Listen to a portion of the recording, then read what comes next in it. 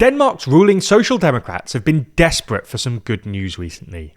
Their centrist governing coalition has been way down in the polls and suffered sweeping losses at last year's Danish local elections. As such, it's looked for some time that the Social Democrats were hurtling towards defeat, with no hope of reforming their current coalition or securing a majority with other left-wing parties.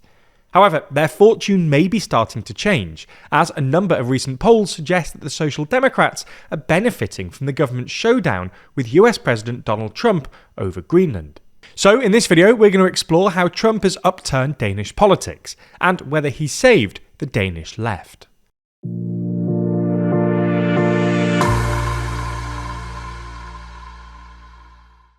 If you love staying informed and want some of the best reporting on YouTube, then subscribe and ring the bell for more. Some of you may be familiar with Danish politics, but for those that aren't, it's worth starting with a quick recap of the party landscape. Danish politics has traditionally been organised into two multi-party blocks, with a red bloc on the left and a blue bloc on the right. However, the incumbent government formed after the 2022 election is unusual, in that it's made up of three parties that span across the blocks. The largest is the Social Democrats, the traditionally centre-left party led by Prime Minister Mette Frederiksen. Then there's the mainstream centre-right Venstre and the pretty self-explanatory moderates, who don't align with either the red or blue blocks. The governing coalition has had a pretty torrid time in the polls since 2022. The Social Democrats, while still the country's largest party, sank from their score of 28% in 2022 to below 20% by December 2025, and the moderates had fallen from more than 9% to around 2%, leaving them teetering on the edge of the parliamentary threshold. Venstre, meanwhile, sat at around 12% last December, having won more than 13% in 2022. So, combined, their 50.1% vote share in 2022 had collapsed to a meagre 32%. It wasn't just polls either. They were failing crucial electoral tests too. At the Danish local elections in November, the Social Democrats received their worst result ever, and in a bad omen, they lost the Copenhagen mayoralty for the first time in history. Venstre also lost ground, and the moderates hardly registered on the scoreboard. We're obviously talking about the governing coalition here, but at the same time, things were looking pretty dire for the red bloc too, as by the end of 2025, the blue bloc had overtaken the red bloc in the polls. So it was looking like Mette Frederiksen would not be able to reform her bloc-spanning coalition after the next election, nor form a red bloc government with her party's traditional allies either. We won't go into why Frederiksen's government was having such a bad time, but there's a link to a previous video in the description if you're interested. Anyway, in the space of basically a month, things have started to turn around.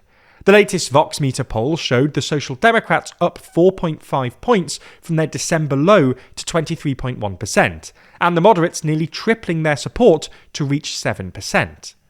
In total, the governing parties now register 40.9%, up from as low as 32% in December. If we separate the parties back into red and blue blocks, since the new year, every poll has put the red bloc ahead. For example, the latest Voxmeter poll gives the red bloc 48.4% to the blue bloc's 44.1%, and the latest Megaphone poll gives the red bloc an even bigger lead and majority of the votes with 51.3%. This is a remarkable turnaround, as almost every poll from the end of August last year to the end of December had the blue bloc in the lead. So what exactly is behind these latest developments? In short, Trump. Since the beginning of 2026, Trump has not just rekindled, but ramped up his demands for the US to annex Greenland, the Danish autonomous territory. This obviously set the alarm bells ringing in Greenland, Denmark and in Europe as a whole, prompting Frederiksen's government to mount a robust defence of Greenlandic and Danish sovereignty. This defence, which included rallying other European leaders in opposition to Trump's threats, seems to have made Trump back down, at least for now. So the polls reflect something of a rally around the flag effect and support from voters for the government's actions. Those on the front line of this feud appear to be benefiting the most electorally, i.e. Frederiksen's Social Democrats and the moderates, whose leader, Lars Løkke Rasmussen, serves as foreign minister and was dispatched to Washington DC earlier in January for talks with the Trump administration. It's not really a surprise that the government is recovering somewhat in the polls, because since returning to office in 2019, the Social Democrats have been boosted by crises, including a big bump at the beginning of the COVID pandemic and a brief bump after Trump first started floating annexing Greenland when he returned to office last year. It's also a phenomenon we've seen elsewhere in the world. From Canada to Australia to Norway, the return of Trump helped drive sizable comebacks by incumbent centre-left parties. At the same time, Trump's return has complicated life for right-wing parties whose past support for Trump is coming back to haunt them. In Denmark, the leader of the right-wing populist Danish People's Party has suddenly distanced himself from Trump because of Greenland, having previously visited Trump's Mar-a-Lago residence in Florida in January 2025. Since November, the party has fallen in the polls from nearly 10% down to about 6%. Ultimately, the question is, will this post-Greenland momentum last? Or will it fade as Denmark heads towards its election, due by the end of October, perhaps as more domestic issues take priority? There is a possibility that Mette Frederiksen opts to call the election early, hoping to capitalise on the current momentum. But even if an election were held soon and the results looked like the current polls, the ultimate outcome wouldn't be so clear. In the latest Voxmeter poll, for example, the governing coalition, despite its recent rebound, would only secure 73 seats, well below the 90 seats needed for a majority, and the Red Bloc would do better but still fall below with 84 seats, compared to 79 for the Blue Bloc. So, exactly what coalition would form, majority or minority, and including who, is uncertain, especially given the various red lines of the parties in question. Mette Frederiksen has not said what type of coalition she'd prefer, but has indicated that she's not eager to return to Red Bloc politics. However, some Red Bloc parties like the Green Left and Social Liberals have said they'll only support a government if they're in it, meaning they won't prop up a minority government from the backbenches.